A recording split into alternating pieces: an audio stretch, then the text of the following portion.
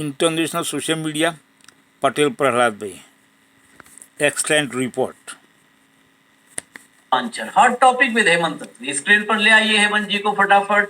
स्वागत है हेमंत भाई आपका। आजकल सुबह सुबह मैं वॉक करने जब जाता हूं तो पार्क में तमाम ऐसे लोग आते हैं जो कोई आईटी सेक्टर में है, कोई बैंकिंग में है। तो वॉक करते समय मैं कुछ बातें सुनता हूं। आज की चर्चा उससे बहुत जुड़ी हुई। रोज पूरे आर्थिक मामलों की जानकारी मुझे वहीं होती है कि अमेरिका के साथ पीछा छुड़ा लिया है मोदी जी ने, एकदम बहुत बढ़िया काम किया। अब अमेरिका में कुछ दिन में भुखमरी आएगी। चीन और भारत मिलकर के जब एक साथ पावर बनेंगे तो पावर बैंक हो जाएगा, मतलब बिना बिजली चार्ज होगा मोबाइल। इतनी बड़ी पावर दोनों मिलके हो जाएंगे कि फिर अमेरिका घुटने पे होगा। रूस मजबूरी में पीछे जुड़ेगा ही जुड़ेगा, और रूस तो वैसे भी तेल हमारे साथ ले दे रहा है। ये क्यों मैं बता रहा हूं, क्यों बता रहा हूं? दरअसल ये नरेशन जो है ना, कुछ तो हमारा सेल्फ नरेशन होता है, क्योंकि हम व्यक्ति को ही देश मान लेते हैं कि मोदी ही भारत है, ये हम मान लेते हैं। तो खुद ही नरेशन बनाते हैं कि मोदी जी को कैसे बड़ा बनाए हम। तो हम बैठे बैठे दिमागी फर्जीवाड़ा करते हैं गलत और तरीका। वही बाहर परोसते हैं। बिल्कुल साहब। दूसरा, जो अंधभक्तों पॉमेरियन है बीजेपी वो के, वो तो मानसिक रूप से दिव्यांग है, तो उनके लिए कुछ कह ही नहीं सकते हैं। वो भी फर्जीवाड़ा अनएजुकेटेड परोसते है। हैं।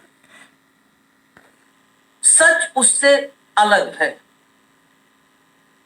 अमेरिका से मोदी जी की जो दूरी दिख रही है, इसके पीछे पीछे अभी हमने खबर दिखाई भी थी कि अंदर अंदर सक्रियता भी है। एक लॉबी और लॉबिस्ट सब लगे हैं कि कहीं से वो फिर से मैनेज हो जाए मामला। लेकिन ये दूरी इसलिए नहीं है कि अमेरिका को सबक सिखाएगा भारत, मोदी डंका बजाएंगे, या घंटा रूस और चीन के बजाएगा। साथ जाएंगे, डंका या बजा चीन और जोरो रूस अब अच्छे मित्र हो जाएंगे, चोरो। खासकर चीन मित्र हो जाएगा। कैसे मित्र होगा, वो तो नेचुरल दुश्मन है। दरअसल इस सब के पीछे, भारत की पूरी विदेश नीति के सत्यानाश के पीछे इस देश के पूंजीपति हैं, इस देश के बिलियनियर हैं। सिर्फ उनके लिए इस देश की विदेश नीति का सत्यानाश किया जा रहा है, और इसका प्रमाण अमेरिका से ही आया है। ट्रंप के मंत्री ने 16 अरब डॉलर के खेल में मोदी को पकड़ा है और आंकड़े बता दिए। जब मोदी जी कहते हैं मां भारती के लिए, मैं भी लगता था कि हाँ मां भारती के लिए कर रहे हो। लेकिन अगर इन आंकड़ों को आप निष्पक्ष होकर समझेंगे, समकक्ष नहीं बनना है ज्ञानेश कुमार जी से, निष्पक्ष बनना है। निष्पक्ष होकर के अगर इन आंकड़ों को आप देख लेंगे एक बार, मोदी चोर, तो पक्का सल्तिया मैं चोर। कह रहा हूं कि आपके मुंह से एक ही बात निकलेगी, अरे ये तो मोदी अडानी और अंबानी खजाना भरने के चक्कर में भारत माता से मां भारती धोखा कर दिया भाई। यही आप बोलेंगे, नेशन पक्का एम्प्टी हो गया है अभी सल्तिया। तो रुपये तो अब एम्प्टी। मैं खबर दिखा देता हूं आपको, और हेमंत भाई से आंकड़े आपको सुनवाता हूं। लाइए जरा हेडलाइन दिखाइए। ये देखिए, US accuses India of profiteering from Russian energy purchases. ये अक्यूजेज मतलब आरोप लगाया है। अमेरिका ने भारत पर आरोप लगाया है कि रसियन एनर्जी परचेज मतलब रसिया से जो ऊर्जा खरीद, यानी तेल खरीद, सीधे कहिए तेल गैस मिला के एनर्जी परचेज है, तेल खरीद से भारत मुनाफा कमा रहा है। लेकिन ये जो भारत है ना, इसी को डिस्क्राइब करना होगा कि भारत मतलब India equal to Ambani plus Adani. ऐसा तो नहीं हो सकता ना भाई। कि इंडिया प्रॉफिटेरिंग जो लिखा है यही समझना है। हेमंत भाई, भारत मुनाफा कमा रहा है या कोई और कमा रहा है? जरा आंकड़े लाइए, दिखाइए। ऋषि भाई नमस्कार, आपको सारे दर्शक साथियों को भी। देखिए, आज का दिन बड़ा न्यूजी डे है और हर तरफ राष्ट्रवाद की बयार है। अभी अमित शाह जी ने तमाम वो पेश करने वाले हैं कि कैसे मां भारती को और मजबूत किया जाएगा, लोकतंत्र को और मजबूत किया जाएगा। ईवीएम स्कैम, वाटर स्कैम, कोई आदमी अंदर रहता है, मुख्यमंत्री, हाईजैक हाउस, प्रधानमंत्री का नाम भी डाल दिया उसने, तो कैसे फिर उसको बर्खास्त किया जा सकता है।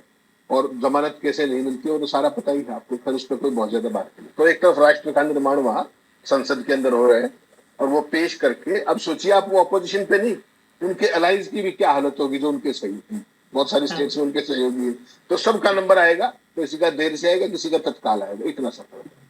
असली बात पर आते हैं, आपने बिल्कुल ठीक कहा। जो आपने ज्ञानेश कुमार जी का कॉपीराइट छीना है, तो मुझे इस पर आपत्ति है, जो सापेक्ष और ये सारी चीजें, ये गलत बात है। वो शायर के छोटे भाई है, तो कॉपीराइट की परमिशन ले लीजिएगा उनसे, थोड़ा सा ऐसा ही, थोड़ा कई बार हो जाता है, नाराज हो जाएंगे। न्यायाधीश देखिए, राजीव सर। अमेरिकी वित्त मंत्री आशीष भाई, जो स्कॉट बेसेंट है, उन्होंने सारी की सारी जो मुट्ठी आप बंद किए घूम रहे थे ना 11 सवा 11 साल से, उसको खोल करके पूरी दुनिया को दिखा दिया। और वो मुट्ठी उन्होंने क्या खोली है, उन्होंने बता दिया कि ट्रंप चीन को रूस से तेल खरीदने के लिए दंडित क्यों नहीं कर रहे हैं, और भारत पर अतिरिक्त टैरिफ क्यों लगाया, बिल्कुल मेरिट के ऊपर। उन्होंने कहा China importing Russian oil is सब ऑप्टिमल, ये कोई बहुत महत्वपूर्ण नहीं है। Pre invention of Ukraine territory bye Russia 13% of Chinese oil was already coming from Russia. 3.5 साल पहले जब अतिक्रमण किया रूस ने यूक्रेन के ऊपर, उससे पहले भी 13% तेल जो वो रूस से खरीदते, अब वो बढ़कर 16% हो गया है। तो चाइना ने अपने जो तेल का खरीद थी उसको डाइवर्सिफाई कर दिया है, ये स्कॉट बेसेंट ने कहा। फिर वो भारत पर आते हैं, उन्होंने कहा कि भारत जो ये 3.5 साल पहले जो तेल खरीदता था, वो तो उस समय रशिया से 1% से भी नीचे खरीदता था, जो अब बढ़कर 42% तक पहुंच गया। कच्चा तेल जो हम खरीदते हैं वो 3.5 साल पहले रशिया से 1% से भी नीचे था, आज वो 42%, यानी कि 42 गुना से भी ज्यादा चला। India is just profiting, they are reselling. Bharat इससे मुनाफाखोरी कर रहा है, इसको दोबारा बेच रहा है। They made 16 billion in excess profits, उन्होंने अतिरिक्त लाभ कमाया $16 अरब का। Some of the richest families in India said Bessent, Bharat के सबसे रईस परिवारों में से कुछ नहीं। ये कौन से परिवार है आप भी समझ सकते हैं, राहुल गांधी जो बताते हैं ना, इसकी सरकार। This is completely different thing, ये बिल्कुल अलग चीज है। Indian arbitrage which is buying cheap oil and reselling it has just sprung up during the Ukraine war. Bharat की ये सारी जो नौवीं रणनीति है वो यूक्रेन वार के सामने निकली है। दिस इज जस्ट अनएक्सेप्टेबल, इसे स्वीकार नहीं किया जा सकता, उन्होंने कहा। आपने देखा उन्होंने $16 अरब का जिक्र किया, $16 अरब। बड़ा शौक है हमारे दर्शकों को भी, और बताना भी चाहिए, हमारा फर्ज बनता है कि इंडियन रुपीज में कितना है ये अमाउंट। $16 अरब तो समझ में नहीं आएगा बहुत लोगों के, तो अगर इसको इंडियन रुपी में कन्वर्ट करेंगे तो 13 खरब और 93 अरब रुपए है हिंदुस्तान के। 13 खरब 93 अरब रुपया 3.5 साल में भारत में। बोल दो आप 14 खरब। नहीं, हम तो चूंकि स्पेसिफिकली उसी पे बात, क्योंकि आज जो आपका हम करते हैं ना कि गणना के हिसाब से। अब आशीष भाई समस्या क्या है कि एक तरफ राष्ट्रवाद की बयान है, माँ भारती है, रशिया के साथ जो कुछ संबंधों सारी की जा रही है। 11.25 साल से ट्रम्प और अमेरिका के साथ आप गड्ढमड़ खेल रहे थे अपने चोर टोली, नमस्ते ट्रम्प फलाना जो भी कुछ आप कर रहे हो।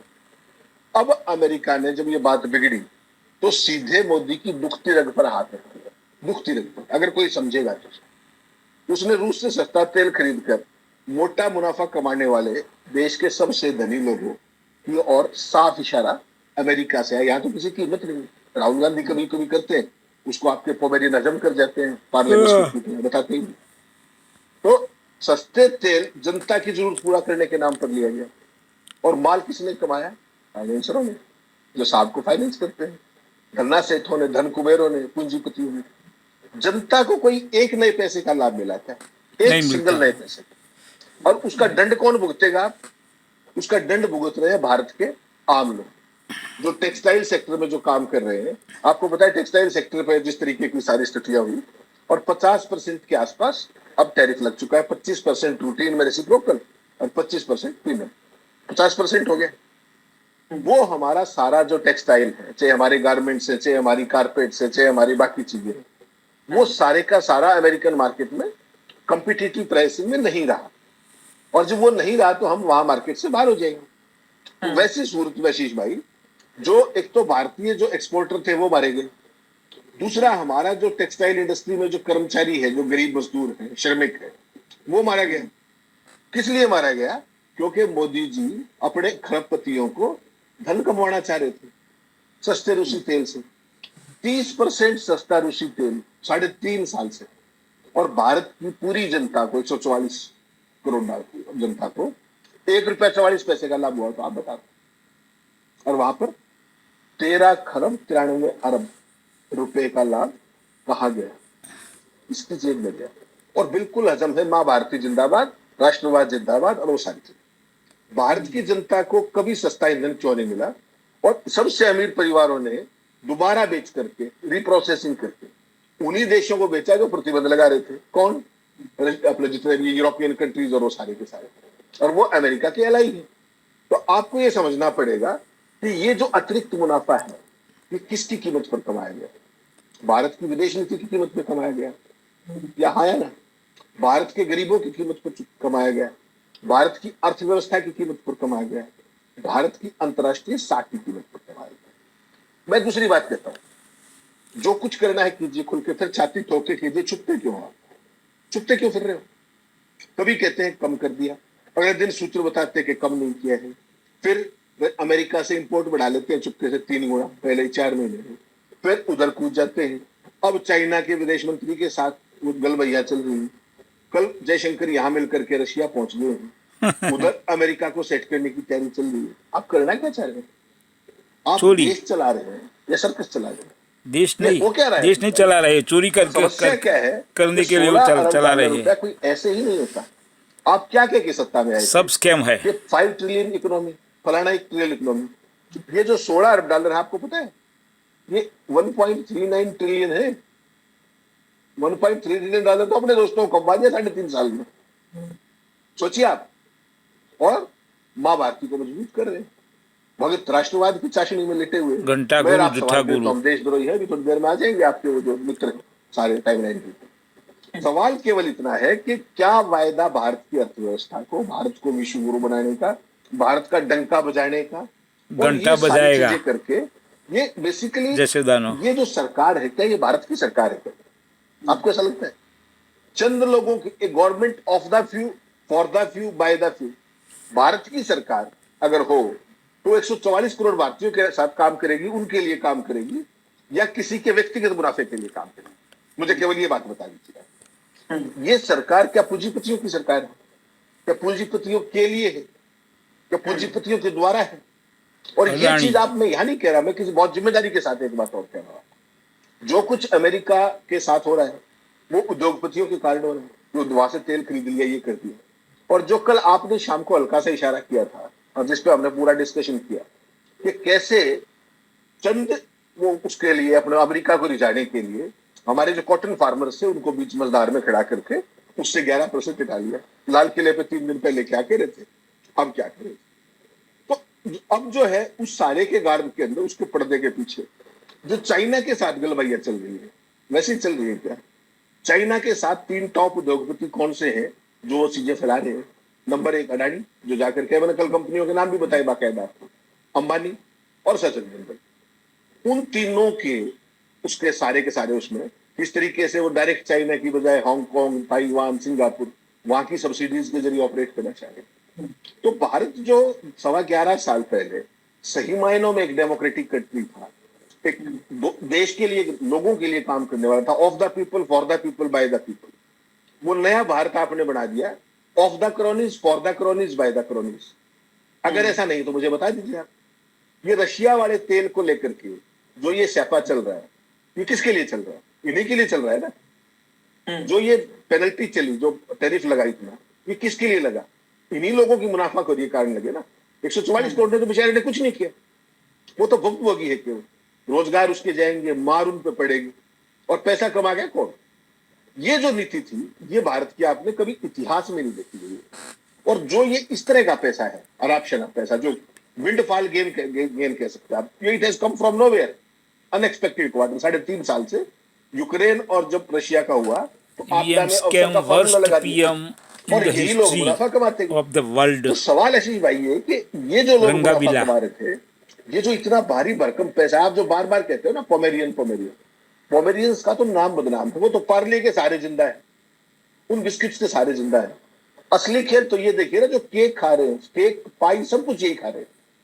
और इतना पैसा जब आएगा, इतना खरब 13 अरब, मैं इसलिए क्यों वो कह रहा हूँ व्यक्ति बीच में वो टूकने के व्यक्ति लिए, वो व्यक्ति पॉमेरियन इन खजाने के रखवाले हैं, हाँ, खजाना इन्हीं के पास है। पॉमेरियंस के साथ तो दिक्कत है, पार्ले का 5 रुपया वाला पैकेट छोटा हो गया ना, और इनको 5 ही वाला मिलता है, तो इनका तो नुकसान है। 5 का पैकेट पहले बड़ा आता था, अब वो छोटा हो गया, तो नुकसान इन्हीं का है। आपने भाव कितना बताया रेट चेंज ट्रिलियन नहीं में, किया, हेमंत पर भाई कितना ट्रिलियन कमाया आइटम चेंज 3.5 की। साल में? 1.39 की। 1.39, मतलब करीब करीब 1.4 ट्रिलियन के आसपास। दुनिया में 195 रिकॉग्नाइज्ड कंट्री हैं, 195 जिनको मान्यता है, 195 में जरा उंगली पर गिनिएगा, मैं गिनवा रहा हूं, उंगली पर गिनिएगा, ट्रिलियन डॉलर इकोनॉमी वाले देश कौन कौन से, जो ट्रिलियन में, जिनकी इकोनॉमी ट्रिलियन में है? अमेरिका, चीन, जर्मनी, जापान, भारत 5 हो गए, यूके मतलब वही Britain, United Kingdom 6, France 7, Brazil 8, Italy 9, Canada 10, Russia 11, Mexico 12, Australia 13, South Korea 14, Spain 15, Indonesia 16, Netherland 17, Saudi Arab 18 और स्विट्जरलैंड 19। पूरी दुनिया में 195 देश में 176 देश ऐसे हैं जितना भारत के लाट साहब लोग कमा लिए रूस से तेल में, खाली तेल की बात कर। 176 देश दुनिया में ऐसे हैं जिनकी इकोनॉमी उतनी बड़ी नहीं है साहब, सोचिए आप। अब बहुत लोग कहेंगे कि यार भारत का नाम रोशन किया, डंका बजाया, घंटा बजाया, डंका इसमें नहीं। भी अगर डंका बज रहा है तो आपका ईश्वर भी कुछ नहीं कर सकता है, वो भी नहीं भला कर सकता। हाँ यकीन करिए, ईश्वर भी फिर नहीं कर सकता, फिर वो भी जो है वापस चला जाएगा, अपने पांव कदम पीछे खींचेगा, यू टर्न मार के भगवान चला जाएगा। विश्व क्या गुरु कर नहीं, सकते हैं घंटा गुरु। तुम्हारे माफी भी मांग, हाँ, भगवान तो माफी भी मांगेगा कि भाई मैं गलत आ गया, भगवान तो कहेगा भाई गलत है भाई, सॉरी रॉन्ग नंबर डायल हो गया। अब आशीष भाई, हकीकत क्या है कि जिन लोगों के पास इस तरह का अनाप शनाप पैसा है, वो सरकार क्या, वो तो किसी भी तंत्र को खरीद सकते हैं, किसी भी तंत्र को। और मेरी चिंता ये नहीं, मेरी चिंता थोड़ी सी इससे हट करके है, और मुझे लगता है आप एप्रिशिएट करें। मुझे आपको किसी को भी हमारा सवाल अमीर परिवारों का है ही नहीं, ना हमें उनसे कोई समस्या है। सवाल मोदी जी के उन चुनिंदा साथियों, जिनका नाम राहुल गांधी लेते हैं, ए करके या जो भी कुछ कहते हैं, उनकी बेतहाशा कमाई और कम तेल दरों का फायदा उपभोक्ताओं तक न पहुंचने का है। हमारी चिंता केवल है, तुमने जो करना है करो, लेकिन जो भी प्रॉफिट हो रहा है उसका आम आदमी को तो मिले। और उसकी दूसरी बड़ी हमारी चिंता क्या है कि जो हमारी फॉरेन पॉलिसी में जो चोर वो आम आदमी नहीं मला, कशु ना मला। कि एक पल मैं आपकी गोदी में बैठा हूँ, दूसरी पल यहाँ से मौका लगा, दूसरी मोहवारीज मला, वहां से लगा, तीसरी भावादारोज मला, तो भ्रष्टाचार तो मैं कर खत्म लूंगा। थी जो देश। लेकिन देश कहाँ खड़ा हो जाएगा? देश की वही हालत होगी जो आज हम आज खड़े हैं, आप आइसोलेटेड खड़े हैं पूरे तरीके से, आपका कोई नाम ले रहा है।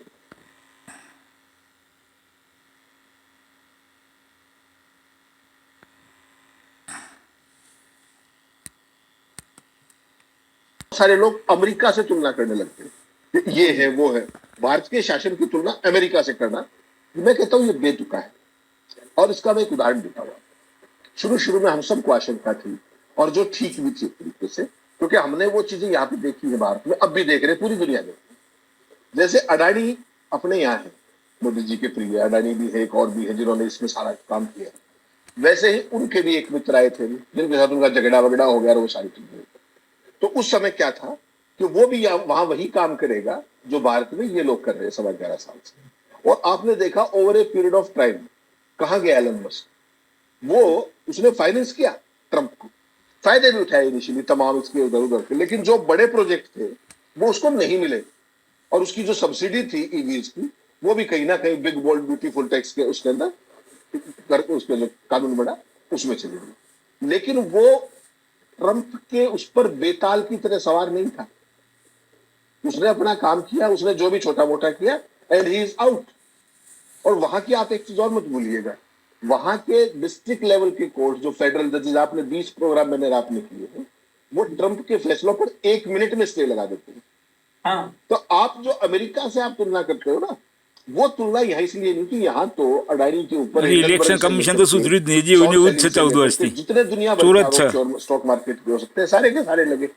हालत ये है कि अमेरिकन जो SCI security exchange commission SEC, और वो भी सारे के सारे इंडाइटमेंट फाइल कर चुके, उसके बावजूद वो सबन सर्व नहीं हुआ आज तक अडानी को। तो यहाँ तो अडानी इतना पावरफुल है, जो कंपैरिजन की बात नहीं कर रहा हूँ, इतना सब कुछ कर लो, उसके बाद आप अकाउंटेबल नहीं हो, आपको कोई पूछने वाला नहीं। अमेरिका की सरकार एक आपकी मित्र सरकार है कहने को, उनके यहाँ से एक सम्मन आया है उनकी अदालत का, हेग कन्वेंशन के जरिए आपको सर्व करना है, करवा दीजिए, जो होगा अगला जाने वो जाने, उसमें सरकार का क्या है।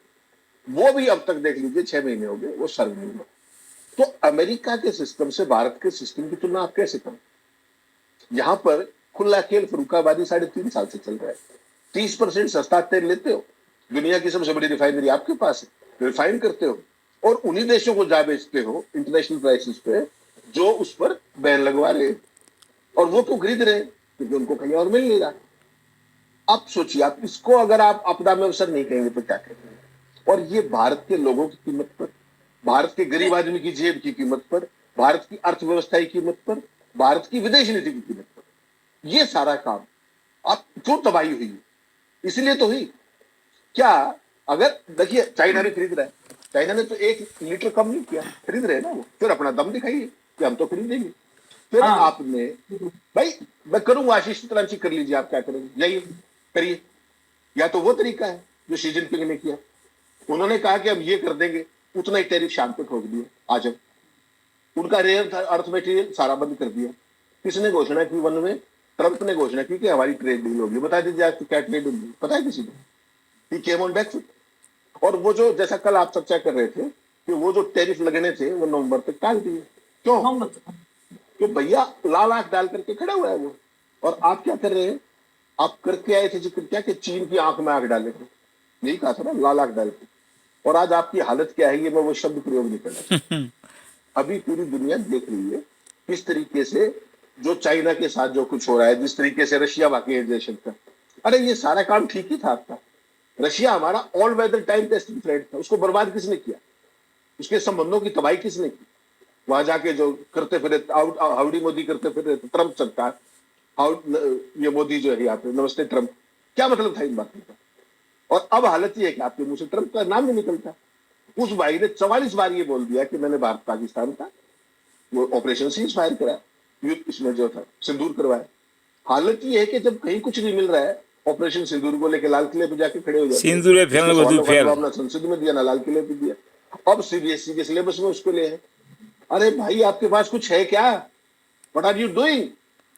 झूठ, अर्थव्यवस्था का आपको नहीं पता, झूठ चोरी शिवाय कछुए नहीं, आपको नहीं पता, अंतरराष्ट्रीय संबंधों की कूटनीति तक के आपको नहीं पता।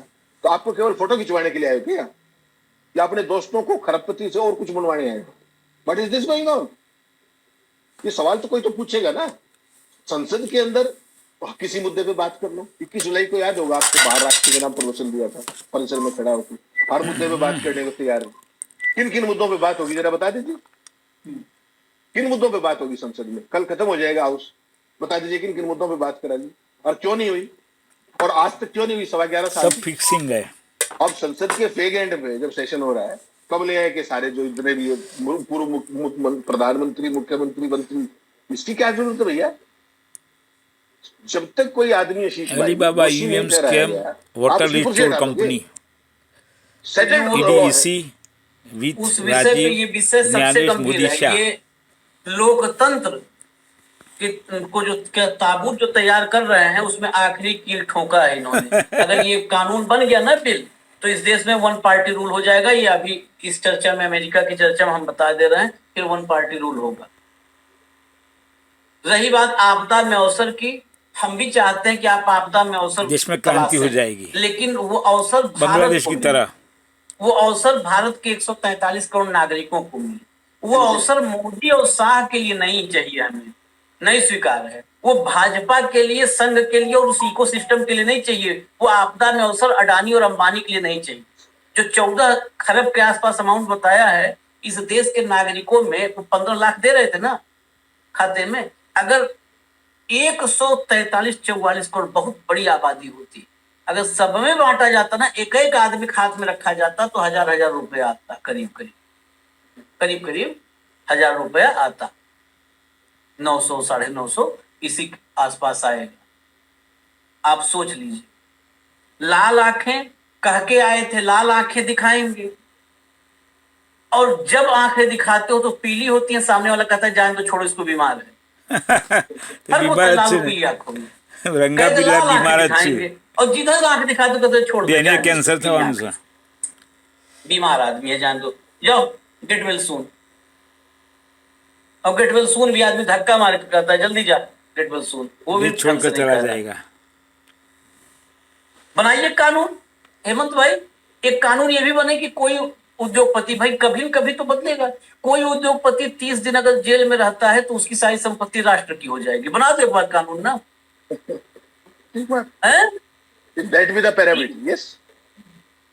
30 दिन अगर कोई उद्योगपति फ्रॉड के, इस देश के पूंजीपति कितने गिनती है फ्रॉडियों की, मैं कह दूंगा तो मानहानि होने लगेगा, पता नहीं चलता कौन पूंजीपति और कौन फ्रॉड है, कौन अरबपति फ्रॉड है और कौन फ्रॉड अरबपति है, ये डिफरेंशिएट कर पाएंगे आप?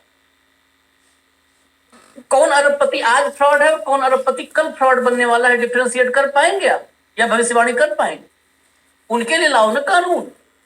देश के गरीबों को हाड़ मास की कमाई लूट करके भाग रहे हैं, लाओ कानून कि 30 दिन अगर फ्रॉड के मामले में 30 दिन जेल में रहा या 30 दिन फरार रहा तो उसकी सारी संपत्ति जब्त कर लोगे, देश के नाम हो जाएगी, उसमें प्राइमरी स्कूल और सरकारी अस्पताल बनवा दोगे, उसकी संपत्ति बेच करके देश भर में सिर्फ हेल्थ एजुकेशन का, ये भी उसमें क्लॉज जोड़ो, उसमें भाजपा दफ्तर नहीं बनेंगे, ये भाजपा दफ्तर बेची न पीछा देश में जमा करवानी जरूर से, और सरकारी अस्पताल बनेंगे, मोदी शाह ने मिलकर जमा करवानी जरूर बदी। क्या राष्ट्रवाद के आड़ में छुप करके दुनिया में इससे घिनौना खेल नहीं खेला गया है, बस इतना कहेंगे और इसी समाप्त करेंगे।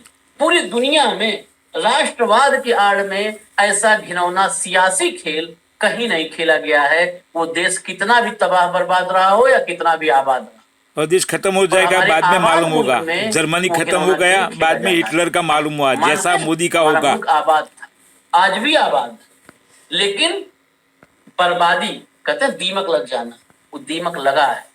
अब बर्बादी तो कंट्रोल हो करने गई है, काम जनता कर सकती है, अगर पेस्ट कंट्रोल जनता ने किया तो महंगाई बढ़ ठीक रही है, नहीं तो भरभरा के, क्योंकि दीमक लगता है तो भरभरा ढह जाता है पूरा, लकड़ी का जो भी होता है, हवा तो वॉर होने वाला है, देश खत्म होने लकड़ी वाला का है। है तो दीमक लगा भरभरा ढहता है। पेस्ट कंट्रोल करने लग चुका है, जनता अगर पेस्ट कंट्रोल कर दी तो रुक जाएगा, लेकिन अब जनता करे तो पेस्ट कंट्रोल। हम तो यही कह सकते हैं कि भाई हम आपको आह्वान करते हैं, चलिए मिलकर पेस्ट कंट्रोल करें। इजाजत दीजिए हमें, धन्यवाद हेमंत भाई, बहुत बहुत धन्यवाद, नमस्कार।